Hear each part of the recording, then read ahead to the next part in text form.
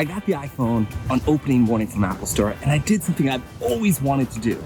I unboxed it, I jumped on a plane, and I went to Montreal with no other camera but this. So here are my top 3 best filmmaking features and 3 confusing features of the iPhone 11 Pro. The first thing is battery. This thing is a beast.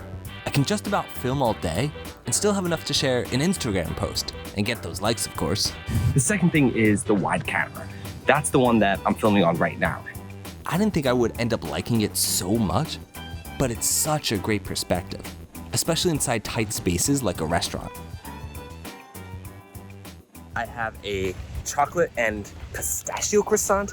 I feel like this is supposed to be a filmmaking review of the iPhone, and you're just sitting here watching me eat a croissant. That's way too low. Okay, enough of me stuffing my face. Third feature, it's just not ready yet.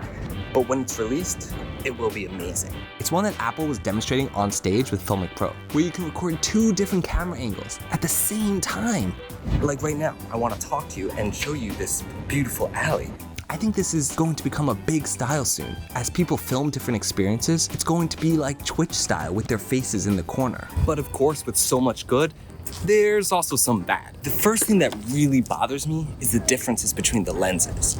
Some are better at low light performance, some have stabilization, some don't. The wide one, which again is one of my favorite things, doesn't have stabilization. And that's what's frustrating, is you feel like you never know what the camera and lenses are gonna do. It's almost like you need a manual as you use the iPhone, and that kind of defeats the purpose of using an iPhone. Camera app settings is also not really suited for filmmaking. The number one most complained thing is that if you want 4K 60, you have to go into settings, camera, and then change it. Now that's something a lot of people talk about. But the other thing that's really frustrating is the iPhone 11 Pro is capable of recording up to 100 megabits per second, which is a pretty decent codec. But when you use the camera app, it's only 30.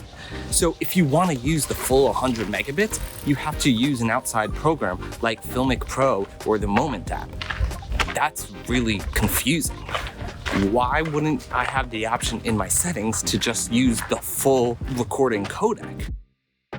And I don't mind using external apps. I mean, they usually have some amazing pro features, but there's still some bug issues with the new iPhone, and it's just not as quick as just quickly tapping the camera. The last thing that I think the iPhone can really improve on is, again, the camera app.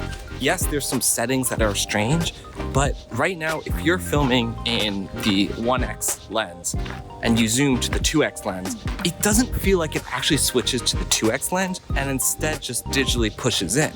Versus if you end up just clicking the 2x lens and then look at the footage, it's a lot cleaner. Also, when you're in the 1x lens, you can't go back to the wide 0.5x lens while recording. Just lots of confusing design choices. I feel like with the photo camera, it seamlessly can go from one lens to the next lens. It's always amazing quality, great software, but the video camera just seems lacking. The iPhone 11 Pro might be the best video performance on a phone yet. But it feels like Apple doesn't take that performance as seriously as its main photos. And that's sad, because with 3 lenses, amazing battery life, and really decent footage, the iPhone 11 Pro could replace your smaller point-and-shoot cameras, like the RX100 series. Yes, a lot of people are going to comment I could have used a handheld gimbal, camera lenses, or other features. But to me, that ruins the point of using a phone that's in your pocket. So when I travel next, am I going to use just my iPhone? I guess that depends if Sony ever releases their A7S III.